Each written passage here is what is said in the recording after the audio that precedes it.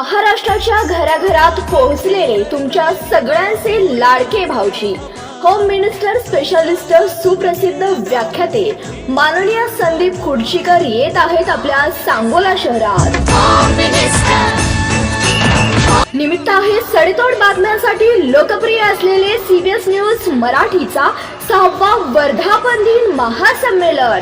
रविवार दिनांक 2 फेब्रुवारी रोजी सकाळी 11 वाजता Sadanand multipurpose hall, Miraj road, Sangola या ठिकाणी भव्य सोहळा आयोजित केलाय।